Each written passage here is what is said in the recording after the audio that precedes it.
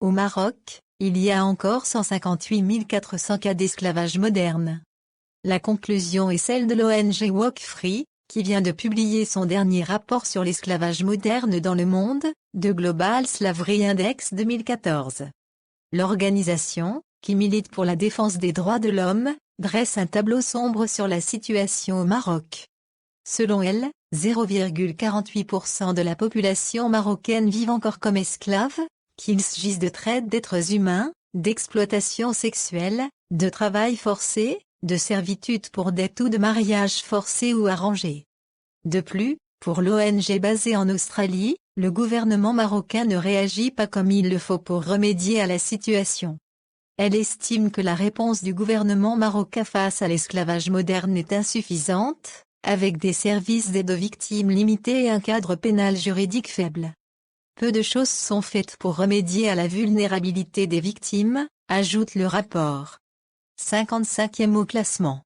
Au Maroc, il y a des pratiques gouvernementales et des politiques qui facilitent l'esclavage, poursuit Walk Free, soulignant que la majeure partie des services d'aide aux victimes est offerte par des associations et des ONG.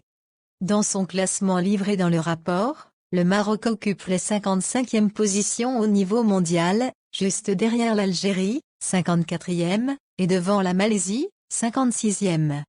Au niveau de la région MENA, le Royaume est 10e, alors que le Qatar est premier, suivi par la Syrie et les Émirats arabes unis. À noter que les premiers du classement sont les pays avec les plus forts pourcentages de la population soumis à une forme d'esclavage moderne.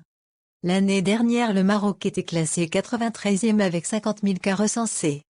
Au total, l'étude a concerné 167 pays. 35,8 millions de personnes réduites en esclavage ont été recensées dans le monde, dans la moitié dans 5 pays, à savoir l'Inde, la Chine, le Pakistan, l'Ouzbékistan et la Russie. Un chiffre en hausse de 20% par rapport à 2013, non pas à cause d'une explosion du nombre de cas, mais en raison d'une meilleure méthodologie. Yabil a dit publié le 17 novembre 2014.